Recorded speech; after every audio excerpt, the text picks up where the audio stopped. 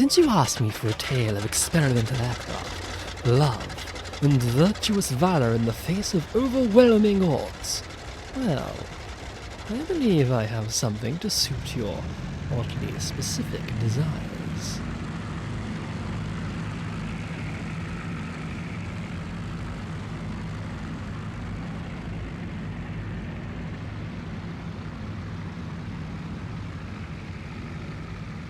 The experimental plane in question was some prototype, a modern metal monoplane monstrosity made by that madman Hugo, supposedly fast enough and tough enough to make everything in the sky obsolete.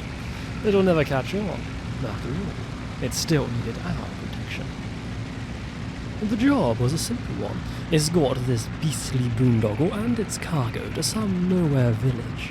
It was just me and my old flame, Einhard, flying in my tricked-out Gestora, Schnappi, and we were banking on a nice, peaceful flight for some private time. The last was not to be. Dots on the horizon. Bandits. No job is ever easy. The PONNIER plunderers. An attentator. The kobold dragon. They say his words are as sharp as his bullets. The Schwartz sisters, twin terrors of the Martinside Plains, wretched witches feed by all around for their felonious fire-starting, sinful spell-casting, and abysmal artistry. I mean, what even is that on their plane supposed to be? Their leader, the ace known only as Todesbringer, which is a little much if you ask me. I set the radiators to attack position, opening Schnappi's jaw, and we readied ourselves for battle. The witches attacked first, taking the transport head-on, their guns spitting incendiaries at an obscene rate. I drew a bead down my shiny new gun sight and held the trigger. Schnappi had a taste for witches. The shots found home. That was the last anyone heard of the Schwartz sisters.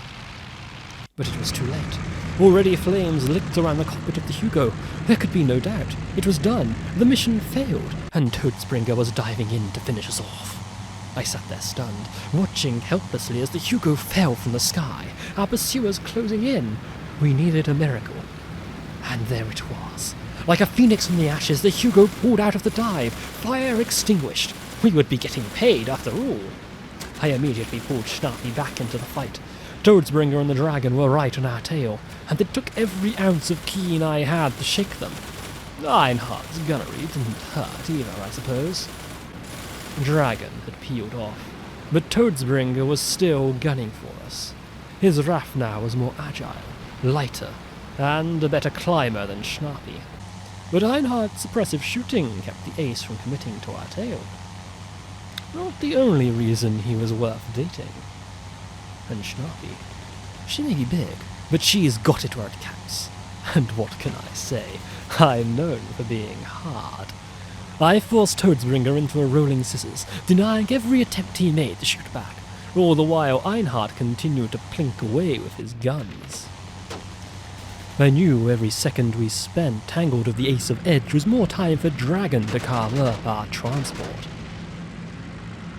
We had to end this quickly, and thanks to some sprightly manoeuvring, we found ourselves on Todesbringer's tail for the first time. I opened fire, aiming as well as I could, but he was simply too quick, too agile to accurately hit. I decided, uncharacteristically, to trust in my partner. I waved off, letting the ace pull out underneath us, and held steady for Einhard to earn his keep. It seemed the fabled Todesbringer was more cowardly than he let on. He kept his distance, too scared of Einhard to commit and finish us off. But we were wasting time we didn't have. The clock was filling fast. Einhard reloaded, and Todesbringer finally found the courage to take a few potshots. I tried to turn the tables, pulling us in closer, giving Einhard a better shot, but Todesbringer refused to engage at close range, extending away every chance he got. All the while, the dragon slowly picked apart the Hugo. But suddenly, Todesbringer's wing buckled. Einhard had shot clean through the struts. The famed ace of aces was dead. Too low for his chute to open.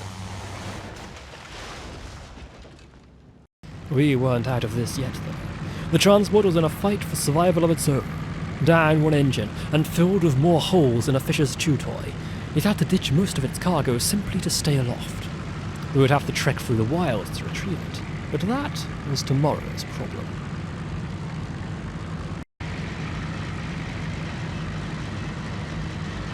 We were in sight of our destination, nearly home free. Just one pesky dragon to take care of. I gunned the engine, milking Schnappi for every ounce of boost, trying to get back to help the transport as quickly as possible. But Schnappi was damaged. Even if we could get to the fight, one shot could be our end. But we couldn't just watch Dragon kill our charge.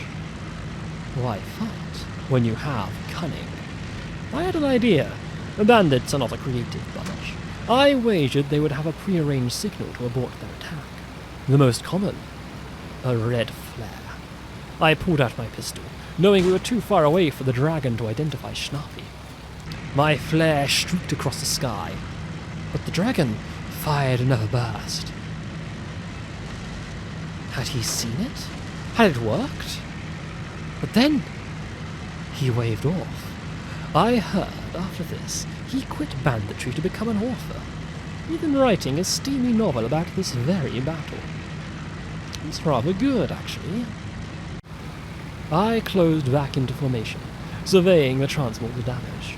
It was barely flying, but the village was mere minutes away. We had done it. I alone had defeated the so-called PONNIER plunderers. I suppose Einhard helped too, a bit.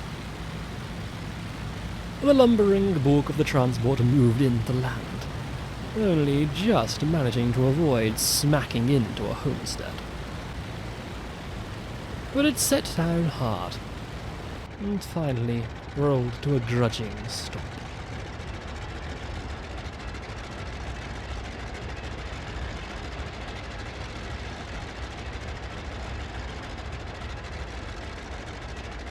I followed suit, bringing Schnappi in elegantly and gracefully in spite of her damage.